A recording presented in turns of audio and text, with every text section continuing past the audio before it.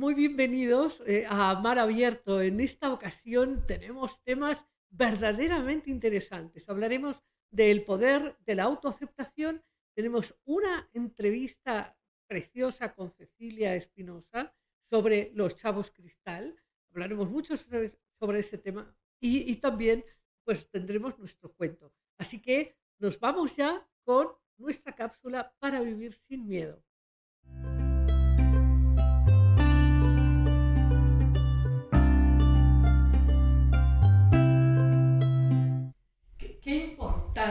Qué importante es vivir sin miedo, sin cargas, sin pesadez, vivir con libertad, esa libertad que te permite expandir tus dones, tus capacidades, manifestar tus emociones, en fin, vivir con seguridad y con libertad.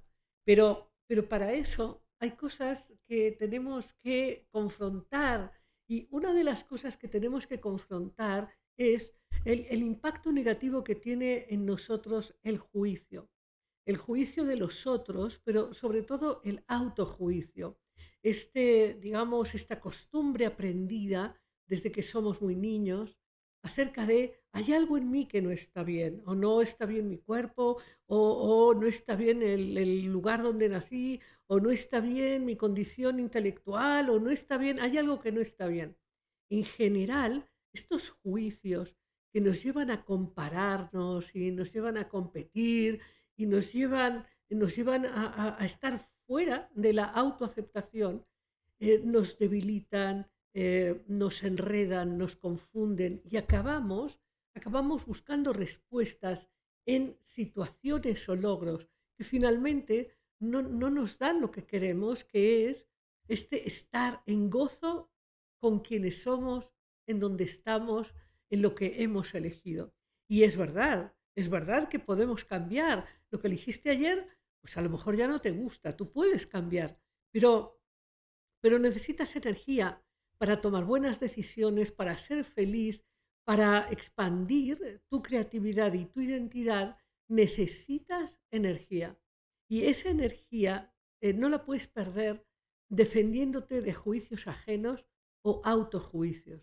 Así que lo que te propongo hoy para vivir sin miedo es que profundices en la autoaceptación. Imagina qué es lo que te gustaría escuchar de tus padres, de tus hermanos, de tus amigos, de tus vecinos. ¿Qué te gustaría que vieran en ti? ¿Qué te gustaría que reconocieran en ti? Escríbelo. Y una vez tengas todo eso bien escrito, entiende que eso es lo que tú tienes que pensar y sentir acerca de ti. Y ese ejercicio de autoaceptación sostenido en el tiempo, verás que te va a dar mucha seguridad, mucha fortaleza psíquica y entonces no tendrás que vivir con el miedo a defenderte de el juicio ajeno o tendrías que esforzarte en buscar la aprobación ajena. Así que esta es la sugerencia de hoy para vivir sin miedo. Empodera tu autoaceptación. Y nos vamos ya con nuestra entrevista de hoy con Cecilia Espinosa Bonilla. Empezamos.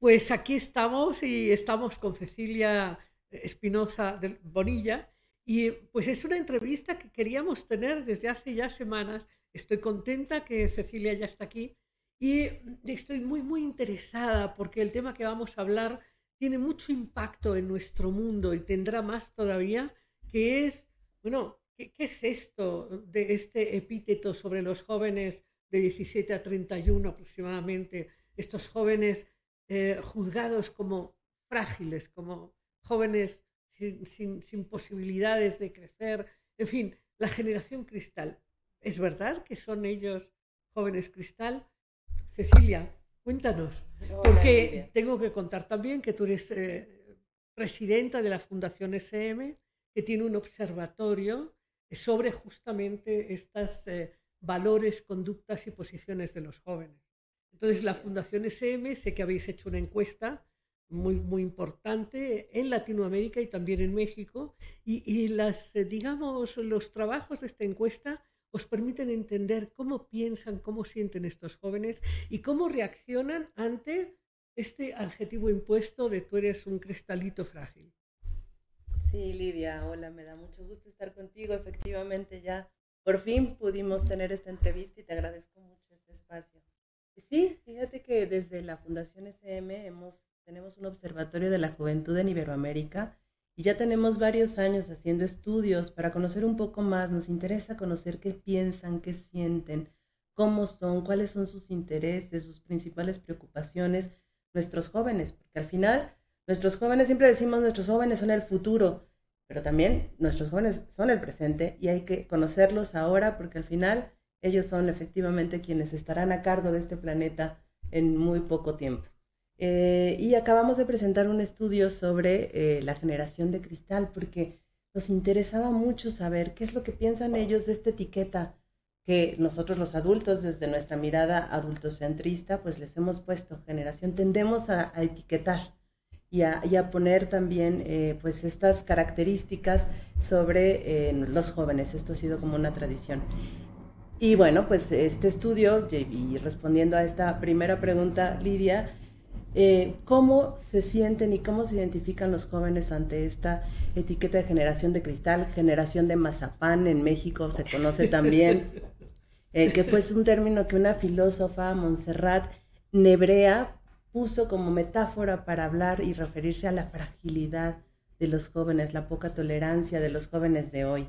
Y cuando les preguntamos qué sienten y qué piensan, si se identifican o no, fíjate que la respuesta, la mitad de los jóvenes dicen que sí, que sienten que lo toman como en un sentido negativo, que no les gusta, que se sienten criticados y les ofende, pero la otra mitad resignifica este tema de generación de cristal y dicen, sí, somos generación de cristal porque somos mucho más sensibles, somos mucho más abiertos, somos mucho más críticos a temáticas, por ejemplo, como temas de género, como temas de medio ambiente, la salud emocional, y entonces lo vemos, salen a tomar las calles y salen a levantar su voz porque al final lo que quieren es defender sus ideales a partir de esa sensibilidad que tienen. Entonces hay ahí un equilibrio entre quienes lo ven como una crítica Sí, y quienes lo ven. sí, esta mirada de esta filósofa, pero también de muchos adultos, es que estos jóvenes no aguantan nada, no tienen tolerancia a la frustración, lo quieren todo masticadito y en la boca. Ahora, hoy que entramos con el tema de la autoaceptación, el tema del juicio y el prejuicio ha sido constante en la historia y hoy sabemos que los grandes cambios se dan a través de las revoluciones que enfrentan o que proponen los jóvenes, ¿no? O sea, los cambios Totalmente, paradigmáticos los traen los jóvenes. totalmente de acuerdo. Los jóvenes finalmente son en su naturaleza rebeldes, disruptivos, y justamente son quienes hacen estos grandes cambios, estos importantes impulsos en nuestras sociedades, ¿no? Claro, yo creo que hay una de las cosas, no sé, a ver, hoy que nos dicen aquí que estamos en vivo y conectando con todos nuestros amigos en Facebook, en Instagram, en YouTube, ¿qué es lo que nos pueden decir los adultos que se frustran de que los jóvenes de su familia no quieren lo mismo que quieren ellos o querían sus abuelos? En fin, yo creo que estos jóvenes que no quieren, para empezar, identificarse solo con un lugar, solo con una acción, solo con... que no quieren, de alguna manera están buscando una forma de movimiento fácil en el planeta, ¿no?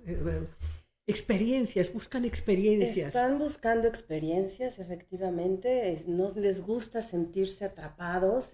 Hablábamos hace un momento de que son como líquidos, como que quieren la libertad, como que quieren, Si nos vamos un poco como al origen de cómo fueron educados estos jóvenes, el estudio está entre los 15 y los 29 años de edad, pues nos dicen que son jóvenes sobreprotegidos.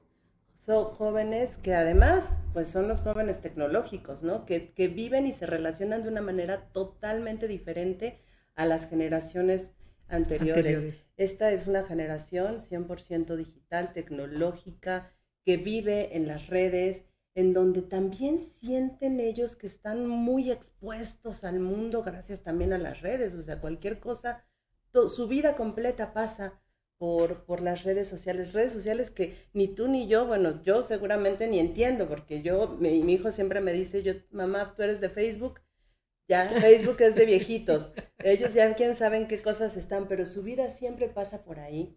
Entonces, bueno, entender esa juventud, entender cómo se educan, cuáles son esos valores, esos principios que los mueven, pues es lo que nos lleva a entenderlos y también no cerrarnos, porque yo creo que nosotros los adultos siempre les tenemos mucho miedo a los jóvenes y les cerramos como también muchos espacios de participación, les cerramos porque tememos a escucharlos y a que levanten esa voz. Entonces, bueno, ahí por eso es que estamos todo el tiempo haciendo estos estudios para entender un poco hacia dónde van, qué les interesa, qué les gusta, qué les preocupa y pues siempre nos sorprenden muchísimo. Sí, y me imagino que hay muchos rubros que habéis investigado. Ahora, el tema que estás planteando a mí me es muy importante, es comprender cómo las sociedades, dependiendo de sus enfoques, generan estructuras de control de manera que cualquier cosa diferente les amenaza, ¿no? Y en el caso, así como hay luchas entre unos y otros hoy en el planeta, hay polaridades en torno a muchos temas, ¿no? Los adultos temen mucho que los jóvenes no logren madurar o que no logren crecer y ser felices. Y los jóvenes también desdeñan quizás demasiado fácilmente la experiencia de los adultos. Así que el choque generacional, que es muy curioso porque podríamos pensar en el choque generacional, bueno, de los baby boomers con los niños índigos, pero te contaba, y es muy interesante para mí compartir contigo, que el término cristal puede ser visto de distintas maneras. El término cristal puede ser visto como fragilidad, pero puede ser visto como transparencia, puede ser visto como claridad, como una generación que viene ya a ver las cosas como son, no a proyectar el poder en los otros, ¿no? Totalmente. Que quieren claridad, libertad, honestidad.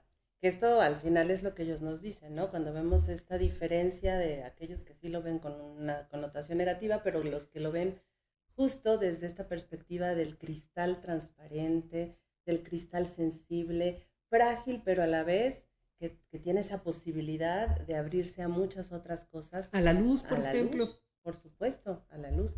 Y fíjate que ahora que hablas de estas expectativas de los jóvenes, uno de los temas que abordamos en el estudio es expectativas vitales. Y vemos que a los jóvenes les impacta mucho, les presiona mucho justo las expectativas que los adultos tienen sobre ellos. Entonces aquí veíamos que un 40% los jóvenes están preocupados por lo que esperan los adultos de ellos y les preocupa mucho el futuro. Les preocupa mucho el futuro porque aquí también vemos esa fragilidad. Yo decía, un joven frágil puede enfrentar el futuro que tenemos ahora con un mundo de cabeza como lo tenemos ahora. Y yo creo que los jóvenes realmente no son tan frágiles. Los jóvenes están resignificando y replanteando un montón de temas, preocupados por el mundo, preocupados por temas del calentamiento global, del medio ambiente. Están como muy conscientes del papel que tienen ahora desde esta conciencia global, como ciudadanos del mundo. Y me encanta verlos preocupados. Yo en la Fundación trabajamos mucho el tema de la ética del cuidado. O sea, como ciudadanos del mundo tienen que cuidarse ellos, cuidar el planeta, cuidar su entorno, cuidar sus comunidades. Y me encanta cuando los jóvenes que están etiquetados como generación de cristal, pues tienen esa sensibilidad de salir a las calles. Bueno, es impresionante, es impresionante. Yo tengo la fortuna de compartir con jóvenes, con muchos jóvenes, y son muy sorprendentes, muy sorprendentes. Para empezar, tienen una clara conciencia del valor de todos los seres vivos. Por ejemplo, las mascotas, etcétera, tienen un natural respeto por la vida. Luego, yo, claro, con todo esto que tú planteabas de que están en las redes, en fin, una de las cosas que a mí me ha preocupado, digamos, es bueno, pero no leen. Y desde mi perspectiva, si la gente no lee, no tiene capacidad de procesamiento de las experiencias, y quiero que lean. Bueno, y hace poquito se armó un grupo de lectura con jóvenes. No sabes el impacto. O sea, tienen una pasión y una profundidad y una sensibilidad para entender las tramas profundas en los distintos textos de los personajes, de los temas. Son apasionados. A mí eso me parece muy interesante, que, por ejemplo, los jóvenes tienen, a diferencia de muchos adultos, capacidad para hablar con honestidad emocional. Eso es profundamente valioso. Por supuesto, porque están conectados con sus emociones, porque están conectados y al final también están rompiendo muchos prejuicios que nos atan, ¿no? Entonces se atreven a hablar de temáticas, de sus emociones, de cuestiones, pues sí, de temas de sexualidad, de temas de equidad de género, de tantas cosas que pues, generaciones anteriores seguían ahí tapadas. Con tabúes. Claro, yo diría, porque nos están viendo adultos y jóvenes, yo diría que no se trata de que tienen ya todo resuelto, ni muchísimo menos. Ellos vienen también a experimentarse, a aprender, a transformar su mundo y habrá cosas que tendrán que aprender. O sea, no se trata de que los jóvenes ya tienen todas las soluciones.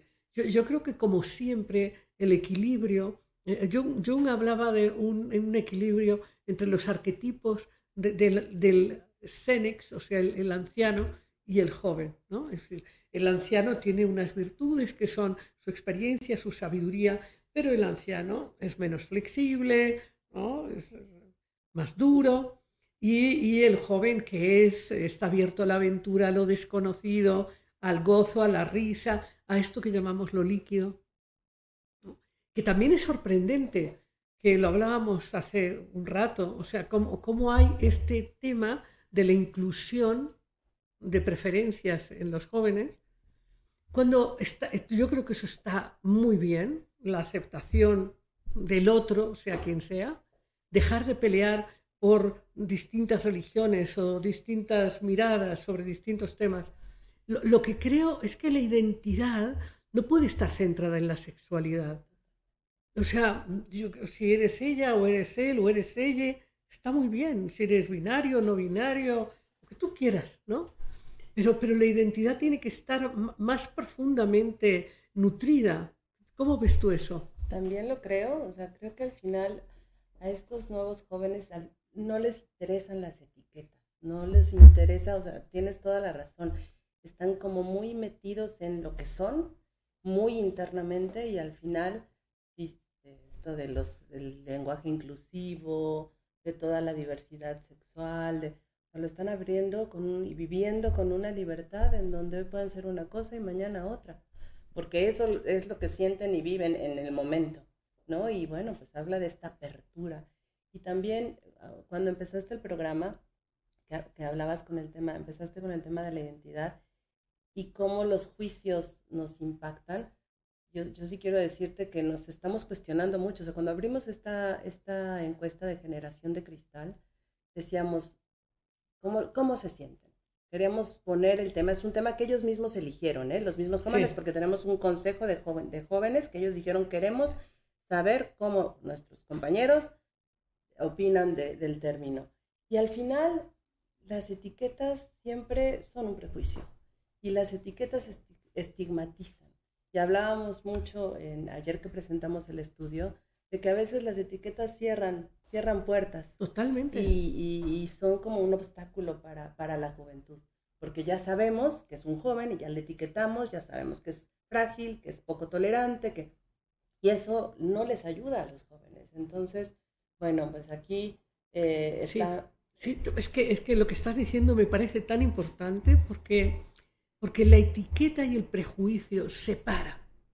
Es un condicionamiento que me impide conocerte más a fondo y que también tú me conozcas a mí y que podamos co-crear juntos un mundo donde tu energía me nutre, me rejuvenece, me expande y mi experiencia puede darte elementos que faciliten tu expansión. Y cuando hablamos de jóvenes, o sea, tenemos que hablar en plural, porque no hay una característica específica de los jóvenes. En un país tan diverso como México, como lo es del nuestro, encontramos jóvenes que tienen oportunidades de vida muy distintas a otros que no tienen posibilidades de estudiar, que tienen que trabajar, que tienen que... O sea, realmente la realidad es muy compleja para los jóvenes. Tenemos una deserción escolar tremenda en el paso de la secundaria a la preparatoria, y ni se diga, en los contextos más pobres, uno de cada 10 jóvenes llegan a la universidad, pueden estudiar una carrera en los contextos más vulnerables. Entonces realmente es un México muy diferente y es muy difícil etiquetar ante esta diversidad. O sea, decir que los jóvenes son frágiles, bueno, yo quiero preguntarle a un joven que tiene que trabajar, que tiene que salir a buscar el pan para la familia, para apoyar la economía del hogar, una madre que tiene que dejar sus estudios, una madre joven. No, ahí no hay fragilidad, realmente ahí hay como mucha entereza, mucha fortaleza, porque no tienes de otra, porque tienes que enfrentar la vida con toda su complejidad. Claro, quizás ahí sí, quizás ahí estos jóvenes que a lo mejor son demasiado acunados, exacto, que es un tema que yo he trabajado mucho con mamás, ¿no? Estas mamás sobreprotectoras, especialmente mamás, que el niño tiene 30 años y todavía le dice mijito, ¿eh? Y cuando le cuestionas y le dices, oye, tu hijo ya a los 20 tiene que hacerse de comer, lavarse su ropa. No, pero es que es mijito, es que, ¿no? Y que es el miedo de la madre a no ser necesitada, a no ser valiosa, a no ser apreciada. Entonces es como una manera de controlar, ¿no? Y eso, claro, ese acunamiento de hombres ya muy mayores, pues hace que efectivamente sí los vuelvan pues como con pocas capacidades propias, ¿no? Y luego se nos cruza una pandemia, Lidia. Yo creo que hay que hablar de la pandemia y el impacto que tiene la pandemia en esta generación, porque al final les toca encerrarse en un momento de desarrollo fundamental para su vida, y eso los pone también en una situación Oye, eso diferente. Nos tienes que contar qué dicen de eso, pero hay preguntas. A ver, vamos a escuchar las preguntas que nos van a decir en voz alta para que escuchemos muy bien. Sí, Evelyn primero comenta: creo que no hay apoyo psicológico de las personas mayores. Y después pregunta: ¿por qué solamente nos regañan y no nos enseñan a mejorar? Luego Alejandro comenta: nos llaman generación de cristal simplemente porque nos quejamos de todo, pero no es porque somos frágiles, es porque no estamos de acuerdo con muchas cosas y buscamos generar cambios. Carla después pregunta: ¿cómo acompañar a los padres adolescentes? ¿A los padres de adolescentes? A los padres adolescentes. No, padres jóvenes. Padres adolescentes. Un padre adolescente entiendo yo que debe tener de 15 a 18 años. Bueno, es que ese es un tema, pero a ver qué dices tú, Cecilia, yo sí tengo cosas que decir. Bueno, definitivamente en el segundo comentario, creo que sí, efectivamente, nosotros los adultos, este es un término puesto por los adultos, y los adultos decimos, son muy poco tolerantes, se quejan de todo, y al final, yo coincido, no es que sea una fragilidad, son mucho más críticos y abiertos a muchos temas. Entonces, realmente este término puede ser como muy genérico y puede interpretarse desde muchísimas caras, y es como un prisma, ¿no? Al final. Y esto de los adolescentes padres, pues es todo un tema, porque los jóvenes, yo estoy convencida, y lo hemos visto en los distintos estudios que hemos hecho en México, no la tienen fácil. O sea, realmente la situación, el contexto de nuestro país no está abriendo oportunidades para los jóvenes. el 26% de la población de este país es población joven. Son más de 30 millones de jóvenes. Y un gran porcentaje de ellos están en condiciones de pobreza y ahí es en donde la cosa se pone más fea para ellos. Y luego tenemos jóvenes adolescentes que muchas veces tienen que dejar sus estudios para poder pues cuidar, criar a un hijo, y pues ahí las instituciones tienen que abrir esas oportunidades para permitir que los jóvenes no trunquen sus estudios, no trunquen su futuro, su carrera, su desarrollo, por una situación de esta naturaleza. Sin embargo, tenemos ahí un poco de debilidad en cuanto al apoyo institucional hacia la juventud. Sí, sí, yo lo que diría es que gran parte del dolor del mundo, eso es muy obvio, gran parte del dolor del mundo tiene que ver con que las personas crecemos en años, pero no necesariamente en maduración emocional. De manera que cuando nos toca ser el que da, el adulto, el que apoya, el que da, no siempre lo hacemos de manera gozosa y divertida, sino que escuchas a muchos papás cansados, preocupados, porque tienen mucha ilusión de tener hijos, pero cuando los hijos llegan no dejan dormir, te cansan, etc. Digamos que no siempre hay una conciencia de adulto. Así que los papás adolescentes en edad, que son muy jovencitos, probablemente no tengan menos recursos que papás que tienen 30 o 40, porque lo que quiero decir es que psicológicamente, estoy diciendo en el contexto entendido como que hay padres que tienen 50 años o 60 y siguen enojados con tener que ser padres.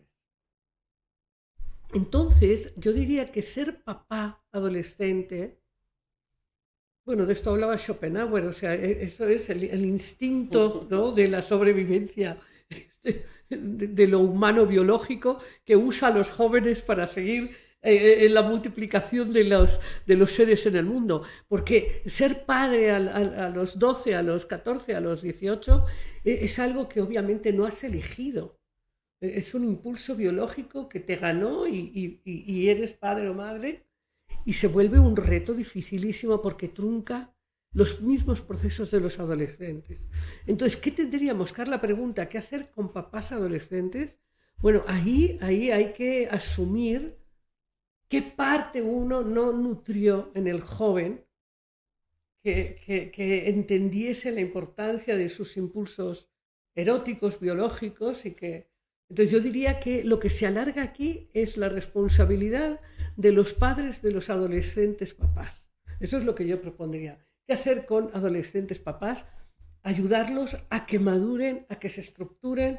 Eso es la parte más, yo diría, porque las instituciones, claro, deberíamos tener instituciones que atendieran a los mayores que están solos, que atendieran a las madres solteras, que atendieran, pero pues ya vemos que es muy grande la necesidad. Es muy grande. Y efectivamente yo creo que ahí la intervención de los familiares más maduros, más serenos, yo creo que podrían hacer un pacto de te ayudamos 4 años o tras, no hacerlo por ellos. O sea, no se trata de evitarles a los adolescentes su responsabilidad, que yo creo que eso está muy mal. Y yo creo que también es parte de esta complejidad, que es no saber establecer límites o acuerdos. Por ejemplo, tú tienes un hijo, has tenido un hijo joven, tienes que asumirlo. Ahora, te ayudo. No es que yo me quedo con tu hijo o tu hija, que tú hazle lo que quieras, que es una práctica muy común en generaciones anteriores. En generaciones anteriores, cuando las jovencitos y jovencitas tenían hijos, pues lo que se fabricaba era un secreto y el hijo acababa siendo de la mamá o de la tía. Y pasaba como el hermano. Exacto, Sí. exacto, y pasaba como el hermano. Yo creo que no hace falta es mentir, ni mucho menos. Lo que sí falta es un acuerdo donde es tu responsabilidad, yo te voy a ayudar, pero te ayudo sin control y sin castigo, pero en un pacto en donde tú también vas creciendo. O sea, no voy a asumir tu responsabilidad, voy a ayudarte a cumplirla. Y las redes de apoyo, ¿no? Al final Exacto. son muy necesarias. Exacto. Para poder apoyar a estos jóvenes, estas jóvenes, para que no se trunque de esa manera. Claro, pero yo me pregunto, las jóvenes, te digo porque he dado muchos cursos a jóvenes, mujeres también, y poniendo atención en que se dieran espacio para ser independientes de verdad, libres de verdad. Y he tenido alguna que otra tristeza de algunas chicas que pues acabaron embarazadas antes de su elección consciente, ¿no? Embarazadas porque, pues ya sabes, la hormona ganó. Entonces, el tema es complejo, lo pienso porque ¿qué hay detrás de una niña adolescente que se embaraza de manera inconsciente? Lo que hay en esa niña es una búsqueda de ser abrazada, de ser reconocida, de ser amada. Y ahí explica que no debe llevarse muy bien con su madre y su padre. Porque si fuera muy reconocida y amada, no tendría esta búsqueda desesperada, porque hoy además los jóvenes tienen información, saben que existen preservativos, que existen píldoras del día después, que existen, ¿no? Claro. Entonces, este asunto de las mujeres que no saben decir no, o no de esta manera, o no hoy, o preparémonos, ¿no? Estas mujeres que necesitan ser amadas a cualquier precio y no le pueden decir al hombre porque lo ven muy apasionado, muy tal, y creo que confunden eso con el amor que están buscando en la vida. Claro. Y te escucho y pienso en cómo ha cambiado la familia, ¿no? Y que también tiene un impacto en esto que tú comentas y en los resultados que vemos aquí. Cuando hablamos de si son sobreprotegidos o no, un 50% nos dicen que sí y el otro 50% dicen que no se sienten sobreprotegidos por la familia. Porque tenemos familias en donde la madre tiene que trabajar, el padre tiene que trabajar y muchos jóvenes están solos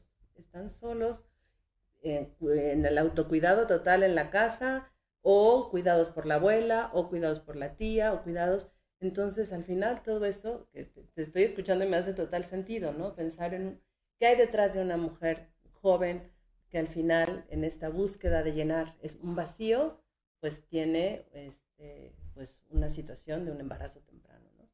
Pero un embarazo donde yo firmaría que el 95% de las mujeres que se quedan embarazadas jóvenes ni siquiera han disfrutado la relación. No han tenido una experiencia orgiástica, no han tenido placer. Han simplemente cedido su límite.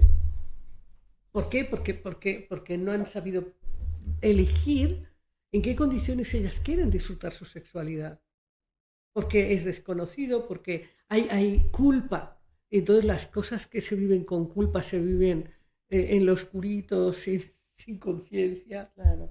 Pero lo hablamos aquí y bueno, y es una conversación, pero en la vida de estas personas tiene un impacto enorme, enorme. Por supuesto. Al final, y bueno, yo creo, no sé, ese dato sí no lo tenemos, fíjate, qué tantos jóvenes están pasando por una situación así. Pero debe ser alto siempre. Bueno, no espero que por temas ya de educación esto disminuya, pero información. Ahora, hablando de los jóvenes y de vuestra encuesta, algo que necesitamos en México valorar son muchas cosas. México es un país de verdad extraordinario, tiene un espacio, una luz para todos, pero además una de las grandes riquezas de México es su juventud. Yo sé que muchas veces la gente dice, no, es que Canadá, es que Europa, es que Alemania, Francia. No, o sea, si la gente fuera y viera lo que es vivir en una sociedad envejecida, donde no hay jóvenes, no hay jóvenes, y es una sociedad que está desequilibrada por la falta de jóvenes. Entonces, tener en nuestro México un 25%, un 26% de jóvenes es profundamente esperanzador. Eso yo conecto con eso. O sea, la juventud es esperanza, la juventud te abre esa posibilidad y por eso es tan importante abrirnos a la juventud.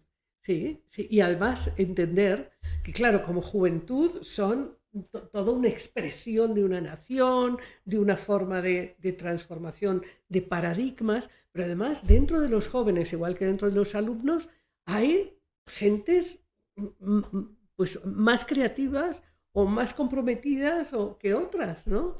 Y yo creo que cada uno de ellos necesita ser conocido. Cada joven.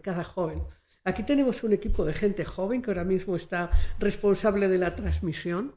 Y a mí personalmente, Andrew lo puede decir, y también nuestro compañero Lalo lo pueden decir, pues a mí me encanta su presencia y ellos lo saben. Y me encanta eso, que sean jóvenes. Porque al final nos ofrecen pues esa frescura, esa vitalidad Sí. que este país necesita, que necesitamos todos. Yo creo que los jóvenes, en la medida en que se los trata con respeto, tienen una capacidad para hablar sin conflicto, sin defensa, sin drama, sin rollo. A mí eso es algo que me encanta de los jóvenes, que no hacen demasiado drama.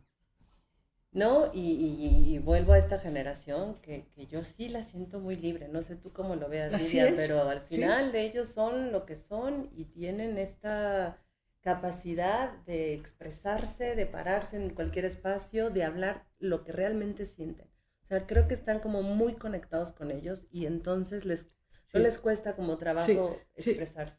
Por cierto, recuerdo la fascinación que hubo hace unos años sobre los famosos niños índigo, porque estos jóvenes, que hoy son etiquetados a veces, eran los anhelados niños índigo, los anhelados niños cristal, donde las mamás hablaban, es que mi niño seguro va a ser índigo, seguro va a ser un niño cristal. Bueno, pues aquí están, pero estamos de nuevo aquí con preguntas del auditorio.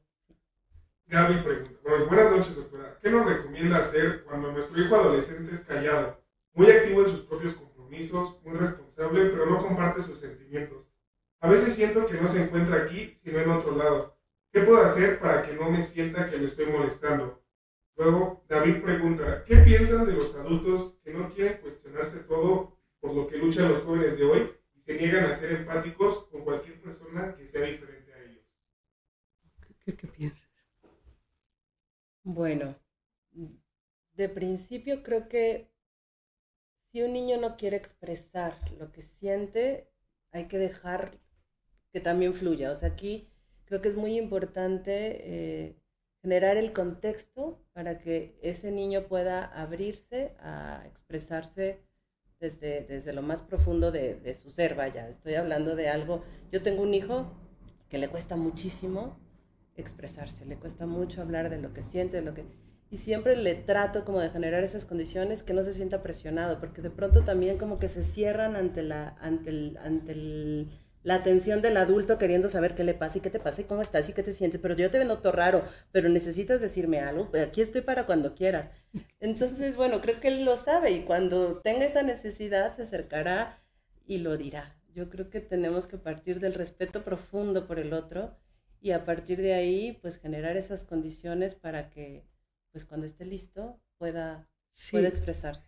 Sí, hablando del conflicto adulto-joven, porque es un conflicto constante entre generaciones, una de las etapas que más le cuesta a los padres es la etapa en que el adolescente tiene que determinar su quién soy yo. Entonces el adolescente que está buscando ser él y no ser una copia de sus papás, no ser una imitación de los papás, ese joven que está buscando qué es lo que quiere, cómo lo quiere, con quién se relaciona, siente con dolor la falta de confianza de los padres. Porque en el fondo los padres no confían en que ya le dieron a este hijo los instrumentos que lo harán ser quien es, ¿no? Entonces, estos papás que tienen miedo de que el hijo no tenga valores, que tome decisiones terribles. Bueno, si tú has estado y lo has educado, no va a pasar eso, tienes que confiar en él. Entonces, hablar con un hijo que se cierra tiene que ver con que probablemente ahí siente el juicio de preocupación del padre o de la madre, o siente esto que yo llamo, que es el virus más doloroso que vivimos los seres humanos, el virus del control. Este virus donde colocamos nuestra seguridad al controlar al otro. O sea, entre parejas, ¿no? ¿Y qué miras? ¿Y qué estás pensando? ¿Y por qué llegas a esta hora? ¿Y por qué? Bueno, por Dios, ¿no? ¿Y tú por qué votas a tal si yo quiero votar a cual? O sea, esta necesidad de que mi seguridad está en controlarte a ti, ¿no? Que además se viste de bondad, ¿no? Porque no creo que una de las carencias en todas nuestras sociedades, y que creo que ellos vienen a resolver, es este tema del control. Entonces, si hay algo que un joven no quiere, es ser controlado. No, y lo dices muy bien, ellos están formando su propia personalidad y necesitan diferenciarse y diferenciarse de sus padres en primer lugar. Y muy probablemente no acudirán a los padres para expresarse y decir cómo se sienten. Encontrarán con los amigos, con un tío, con el otro. Ahí creo que sí es muy importante asegurar que esa persona esté teniendo esa comunicación con alguien más, que seguramente no serás tú como madre, como padre. Claro, pero ahí el padre y la madre... Entras en... Claro, conflicto. tienen que trabajar su propio sentido de frustración, porque entonces la madre o el padre dicen, pero ¿yo qué he hecho? Si yo lo he querido toda la vida, si yo lo estoy apoyando, ¿por qué no quiere hablar conmigo? Porque está en una etapa en que necesita separarse de ti. Claro. Es como un segundo alumbramiento. Claro. Así como duele el primer parto, porque qué bonito que llegó, pero duele, ¿no?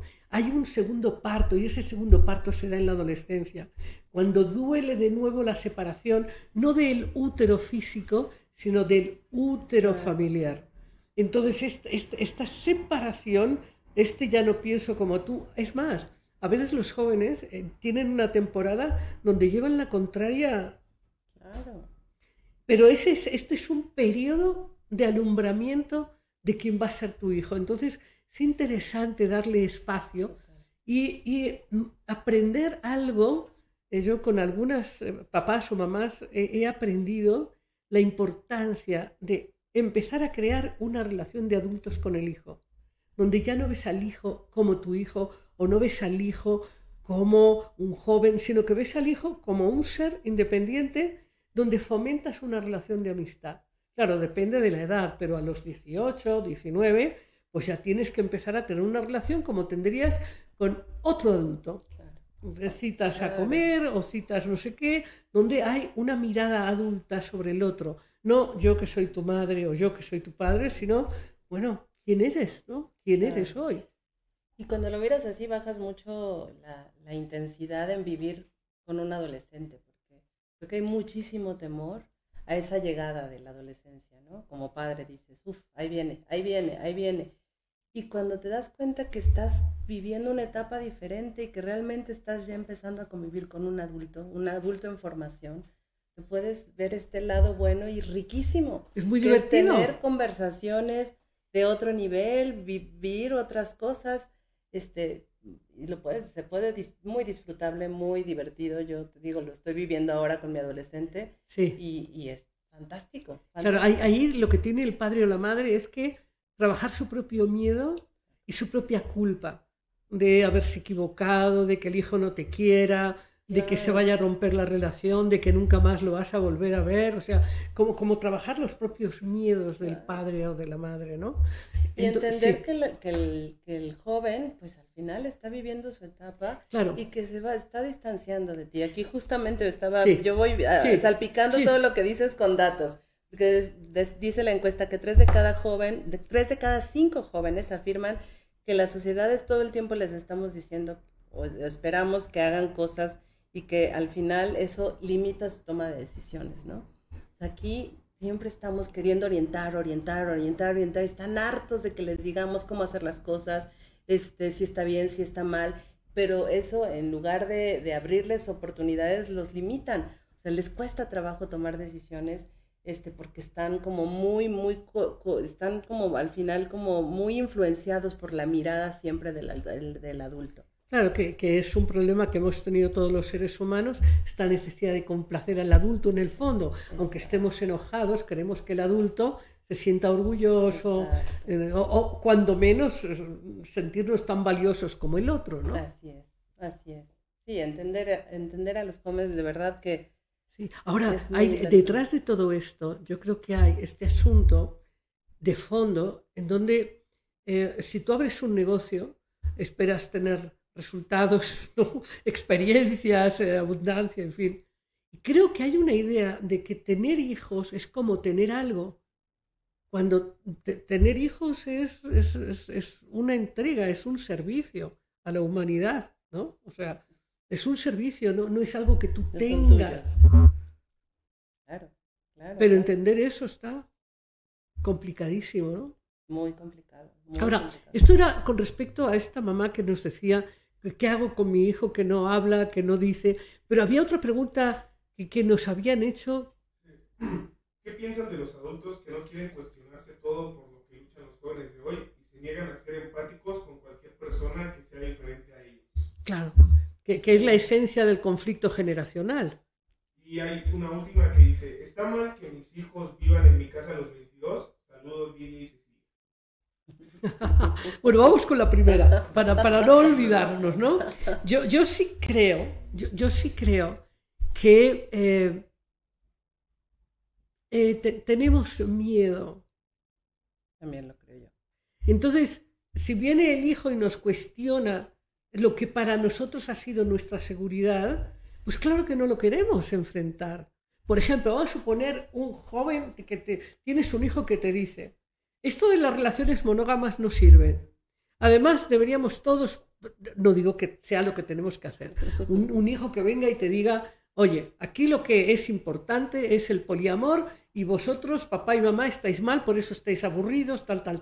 Bueno, imagínate un padre o una madre que están, bueno, pues buscando su seguridad en lo que han construido y demás, pues yo no digo que tengan que darle la razón al hijo, pero como nos dice la persona que nos está hablando, pues deberían abrirse a decir por qué sí, por qué no, cuál es nuestra experiencia, porque efectivamente algo que es interesante es porque queremos que los demás experimenten cosas que a lo mejor nosotros ya sabemos que no funcionan. Sí, totalmente. Por ejemplo, un tema ahora que yo creo que va a ser la bomba es, no porque la inteligencia artificial sea conciencia, es solo información intelectual, pero la irrupción de la inteligencia artificial, así como la irrupción de Google en su momento, va a ser muy inservibles de entrada los protocolos de carreras en muchas universidades en el planeta. O sea, va a ser una revolución. Imagínate lo que va a pasar en las universidades. Porque si los maestros no logran y las instituciones entender que lo que necesitan es otro tipo de preparación, de apoyo, y no entrar a acumular información que hoy van a abrir el GPT y... Creo que también es un miedo profundo abrirte a la comunicación y al entendimiento de cosas que no conoces, que desconoces, que te cuesta trabajo entender. Entonces nos atan nuestros prejuicios, nos atan nuestros ideales, nos atan la forma en cómo fuimos educados, que es muy distinto a cómo... ¿No te suena un poco al momento de la revolución hippie? Cuando sí, los hijos se iban de casa, se dejaban el pelo largo. Sí, claro. Pues como dices, son las disrupciones generacionales al final, ¿no? Estos saltos tremendos y al final, pues sí, ahí hay un choque de generaciones y una crítica tremenda ante el miedo de lo que no puedes comprender, ¿no? Y por lo tanto, cerrar esa posibilidad de comunicación y de entendimiento. Ahora, hay un tema aquí, hablando de la pregunta de si hay que tener al hijo a los 22. Bueno, yo diría que un tema que sí es muy importante es desarrollar en las personas que amamos, acompañar a desarrollar habilidades para que sean independientes y que se puedan autosustentar. Yo no sé si los 22, pero yo diría que a los 25, yo creo que los jóvenes tienen que aprender a asumir la responsabilidad de su vida. Eso me parece importante. Claro. ¿No? Y mientras más desarrolles en ellos estas herramientas, ellos solitos van a tomar la decisión y van a tener esa necesidad de salirse. Claro, pero si, por ejemplo, tú estás con una mamá que te hace de comer lo que te gusta, claro, que te lava la ropa, no vas a salir nunca. No vas a salir nunca. Y si además Si tú tienes tus novios, tu mamá dice, pues vente y aquí puedes tener tus placeres eróticos, bueno, pues Claro. ¿para qué te irías, no? Claro. Entonces, creo que, por un lado, los padres que no quieren soltar a los hijos, porque los hijos, bueno, los aman y les alegran la vida y lo que sea, o no, pero ahí están, ¿no? Pero yo sí creo que, y en ese sentido me gusta mucho pensar en el conocimiento de los viejos mexicanos, que desde que los niños eran niños les enseñaban a llevar una carga. Imagínate tú, padres, que si llevaban una carga de maíz o una carga de lo que fuese, le preparaban su carguita al niño. Imagínate tú el apoyo. Claro que era un esfuerzo educativo, pero entonces el niño ya sabe cómo llevar la carga. Si un niño a los 8 años, a los 9, forma parte de las tareas de la casa y a los 14 de más tareas y a los 20 de más tareas, es decir, participa de sustentar la facilidad de la vida, pues claro que a los 22 o a los 25 no se le va a hacer, bueno, terrible el hacerse cargo de su vida, pero si hasta los 28 no sabe dónde se compra el papel higiénico o cómo se paga la luz, porque ya todo lo han pensado por él, entonces yo sí creo que el tema de no permitir que el otro sea poderoso, porque en el fondo es un control. Para ser necesitado, para ser el grande, para ser el que puede. Yo creo que la paternidad, la esencia de la paternidad, ¡ay! Que hoy habíamos invitado a Sócrates. Claro, habíamos invitado a Sócrates justo como alguien que, como todos los que estamos en esta conversación, amaba a los jóvenes y enseñaba a los jóvenes, y por hacerlos libres lo mandaron tomar cicuta, lo juzgaron por aleverestador de la juventud, por alimentarle su rebeldía. Fíjate, Sócrates, que es, bueno, el pilar de la capacidad de crecer filosóficamente, y bueno, murió por estar enseñando a los jóvenes a ser más independientes, más libres. Bueno, eso ha pasado con todos los que han trabajado por la libertad, todos han acabado no tan aprobados por el consenso. Pues es que al final es tomar riesgos, ¿no? Al final es soltarte justo de todo esto, y creo que es responsabilidad total de los adultos soltar y poder dar esa libertad a los jóvenes para que ellos pues, se hagan responsables de su propia vida. Ahora, si tú dijeras, bueno, yo después de trabajar con los jóvenes y la encuesta, si tuvieras que decir en 2 minutos qué es lo que has conocido en esencia de los jóvenes frente a esta etiqueta cristal. Me encanta su respuesta de reivindicación. Me encanta que ellos, ante algo que puede ser negativo, muchos, la mitad de ellos, lo retoman y dicen, no, bueno, somos frágiles, pero también somos críticos, pero también salimos y damos la cara, levantamos la voz por temas que nos importan. Entonces me encanta esa actitud de defensa, de autodefensa, porque al final creo que tenemos los jóvenes que necesitamos, y yo te insisto en el mundo que tenemos, ¿no? Tenemos un mundo complicado y tienen un futuro difícil, entonces que ellos puedan reivindicarse y decir, estamos listos para hacerlo, me encanta, me gustó mucho esa respuesta de los jóvenes. Y también yo veo, comparando con otros estudios que hemos visto, te puedo decir que hay un contraste muy importante entre las expectativas de los jóvenes y la realidad que tienen. Entonces ahí eso es una parte tal vez no muy positiva, porque vemos que los jóvenes creen mucho en la educación como posibilidad para salir adelante, para poder tener una vida diferente a la que tienen o la que tuvieron sus padres. Creen en la familia, pero de pronto pues la realidad que tienen no les permite en muchas ocasiones seguir estudiando, seguir pues por el camino que quieren, y a veces esto les pega, por supuesto, en el tema de la frustración. Nuestros jóvenes están frustrados. En otro estudio de jóvenes en Iberoamérica, fíjate que no se sienten felices. Los jóvenes no se sienten en un porcentaje importante felices. Y aquí, bueno, y te hablaba hace ratito de la pandemia. Yo creo que la pandemia les pegó muchísimo en la parte socioemocional. Y esto, bueno, pues al tenerse que haber visto encerrados en una etapa en la que tenían que salir, conocer el mundo, estar socializando, conociendo chicas, pues de pronto, pues esto les pegó y están recuperándose de esta situación que les tocó vivir en pandemia y que socioafectivamente se han visto muy afectados. Entonces, bueno, estas son cosas. Que me parecen muy interesantes de los jóvenes y que, bueno, pues ahí... ¿Hay diferencias entre los jóvenes en México y los jóvenes de Latinoamérica? Sí. Fíjate que en México casi todas las respuestas son como mitad de la población. Vemos en países como Chile, Brasil y España, en donde las respuestas en algunas se van más hacia una tendencia o hacia otra, pero en México las respuestas son como muy diferenciadas. O sea, 50% de una población están hacia el sí en todas las preguntas y respuestas, y el 50% muy divididas. ¿Y esa división está relacionada con condiciones económicas? Sí, por supuesto. Yo creo que definitivamente tenemos un país así, un país de grandes brechas, y yo te hablaba, no podemos hablar de un joven, hay muchos jóvenes. Muy bien, bueno, tenemos que hacer otra entrevista, Cecilia. Ay, encantada, Lidia. Porque hay mucho más que hablar de esto y proponer a todas las personas que nos acompañan una reflexión y un cambio de actitud frente a estos jóvenes. Totalmente, yo creo que es importantísimo, primero entenderlos, escucharlos, abrirnos a sus necesidades.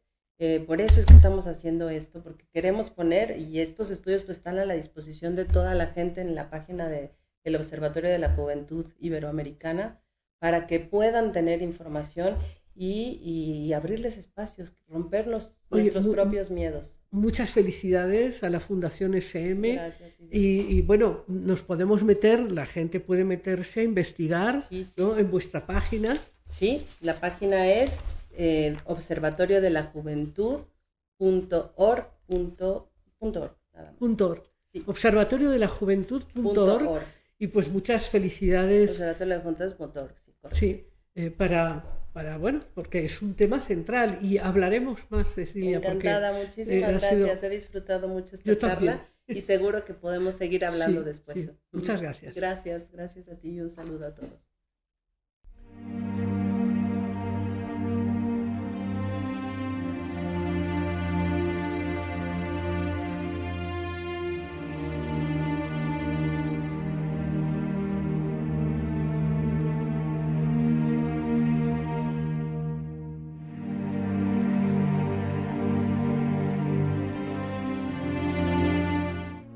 Aquí estamos en Cuentos sin Cuentos, ya sabes, este espacio que va directo a que tú recuerdes la sabiduría de tu propio corazón.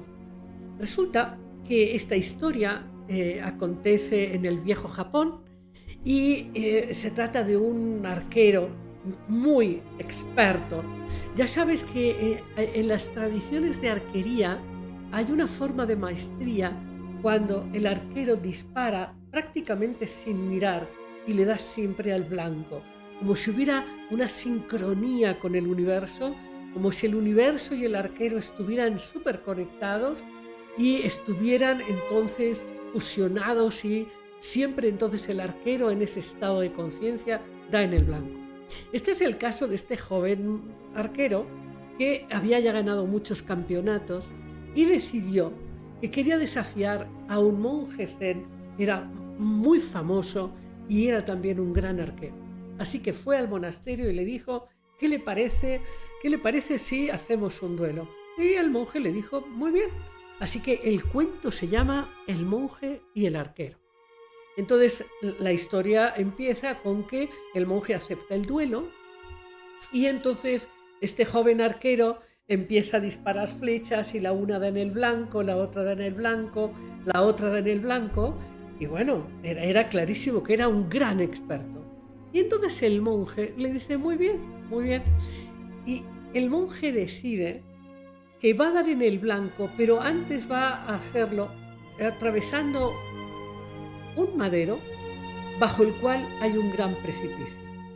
Entonces el monje camina con mucho cuidado, con mucho equilibrio, y cuando está en medio de este gran tronco, debajo del cual hay un gran precipicio, en el medio de este tronco toma su arco y dispara la flecha, y claro, dio en el blanco, porque el monje estaba en un estado zen y también tenía esta conexión con el cosmos, así que casi sin mirar disparó y dio en el blanco. Entonces lo que sucedió, el monje retrocedió con cuidado y entonces lo que pasó es que el joven arquero sí daba en el blanco, lo que no tenía era seguridad para caminar por el tronco. Y en ese mismo momento la contienda terminó, porque quedó muy claro que sí daba en el blanco, pero sí no podía sostener su miedo frente al abismo. Y colorín colorado, este cuento se ha acabado. Hasta el próximo jueves, acompáñanos.